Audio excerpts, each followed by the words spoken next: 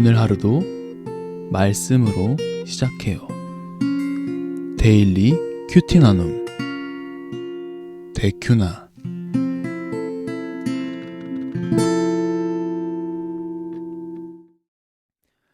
하나님 아버지, 오늘도 큐티를 통하여서 우리에게 말씀하여 주시니 감사합니다. 당신의 뜻을 우리가 발견케 하시며 하나님의 뜻 가운데 순종하며 나아갈 수 있는 오늘 하루 될 수 있도록 인도하여 주시옵소서. 예수 그리스도의 이름으로 간절히 기도드렸습니다. 아멘.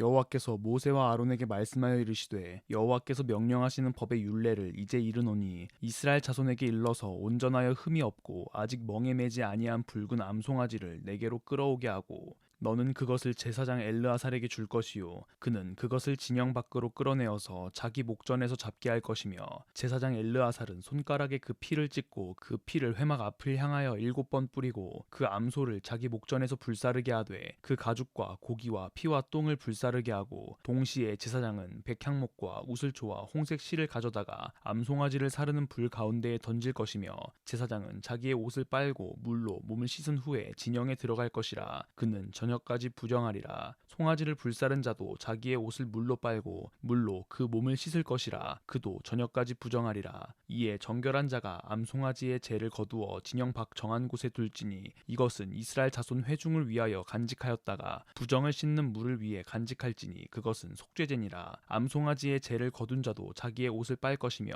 저녁까지 부정하리라. 이는 이스라엘 자손과 그 중에 거류하는 외인에게 영원한 율례니라. 사람의 시체를 만진 자는 이레 동안 부정하리니 그는 셋째 날과 일곱째 날에 잿물로 자신을 정결하게 할 것이라. 그리하면 정하려니와 셋째 날과 일곱째 날에 자신을 정결하게 하지 아니하면 그냥 부정하니, 누구든지 죽은 사람의 시체를 만지고 자신을 정결하게 하지 아니하는 자는 여호와의 성막을 더럽힘이라. 그가 이스라엘에서 끊어질 것은 정결하게 하는 물을 그에게 뿌리지 아니하므로 깨끗하게 되지 못하고 그 부정함이 그대로 있음이니라. 장막에서 사람이 죽을 때의 법은 이러하니, 누구든지 그 장막에 들어가는 자와 그 장막에 있는 자가 이레 동안 부정할 것이며, 뚜껑을 열어놓고 덮지 아니한 그릇은 모두 부정하니라. 누구든지 들에서 칼에 죽은 자나 시체나 사람의 뼈나 무덤을 만졌으면 이레 동안 부정하리니, 그 부정한 자를 위하여 죄를 깨끗하게 하려고 불사른 재를 가져다가 흐르는 물과 함께 그릇에 담고, 정결한 자가 우슬초를 가져다가 그 물을 찍어 장막과 그 모든 기구와 거기 있는 사람들에게 뿌리고, 또 뼈나 죽임을 당한 자나 시체나 무덤을 만진 자에게 뿌리되, 그 정결한 자가 셋째 날과 일곱째 날에 그 부정한 자에게 뿌려서 일곱째 날에 그를 정결하게 할 것이며, 그는 자기 옷을 빨고 물로 몸을 씻을 것이라. 저녁이면 정결하리라.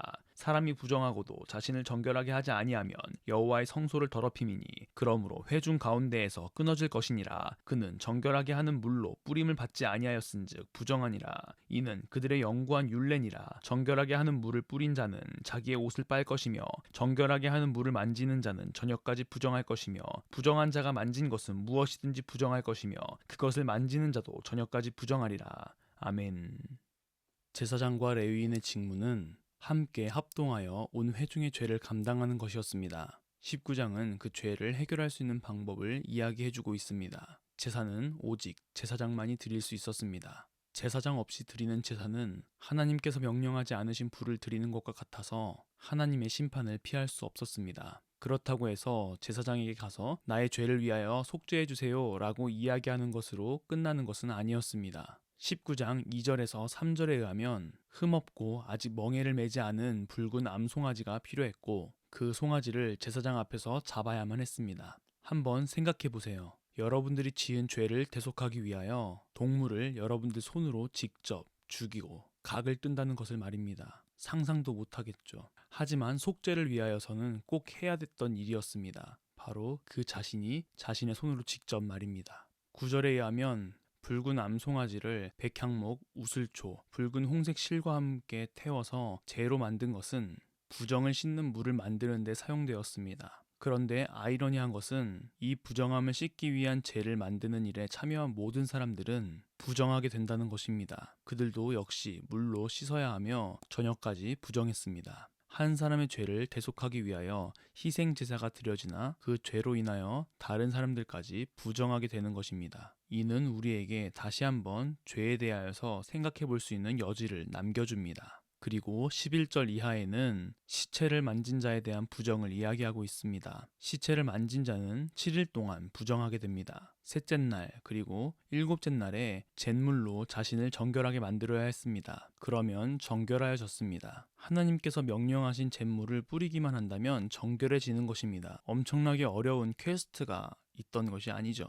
하나님께서 명하신 대로 행하기만 하면 정결해지는 것입니다. 그럼에도 불구하고 자신을 정결하게 하지 않으면 어떻게 되었나요? 20절입니다. 사람이 부정하고도 자신을 정결하게 하지 아니하면 여호와의 성소를 더럽힘이니 그러므로 회중 가운데에서 끊어질 것이니라. 그는 정결하게 하는 물로 뿌림을 받지 아니하였은즉 부정하니라. 아멘.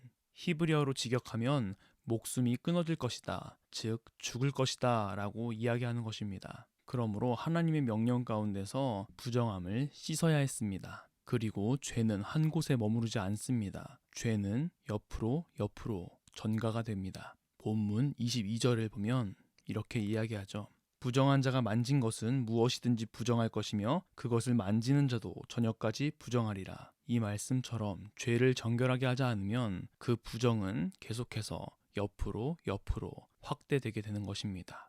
그러므로 우리는 우리의 죄와 부정을 자각하고 해결해야만 합니다. 예수 그리스도의 이름으로 회개함으로 말입니다.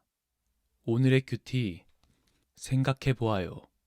첫째, 나의 죄는 나에서 끝나지 않고 주위 사람들에게 영향을 주는 경우가 많습니다. 나의 죄 때문에 누군가에게 부정적인 영향을 주었거나 누군가의 죄로 인하여 부정적인 영향을 받았던 적을 생각해 봅시다.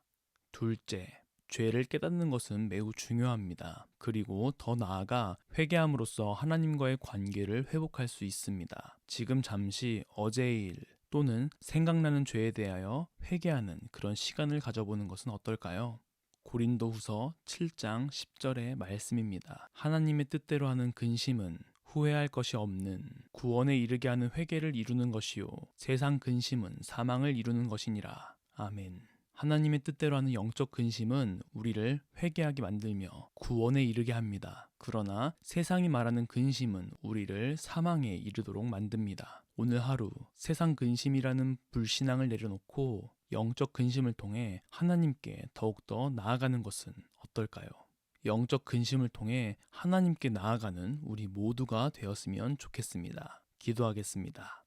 하나님 아버지, 하루를 살아가면서 죄에 죄를 더하는 삶을 살아가는 우리들을 불쌍히 여기셔서 예수 그리스도를 보내주시고 우리의 대제사장으로서 우리의 모든 죄를 감당케 하여 주시니 너무나도 감사합니다. 이제는 더 이상 죄에 빠지지 아니하고 우리의 부정한 모든 것들을 하나님께로 나아가 회개하며 온전히 주님의 뜻 가운데로 돌이킬 수 있는 우리 모두가 될 수 있도록 인도하여 주시옵소서. 예수 그리스도의 이름으로 간절히 기도드렸습니다. 아멘.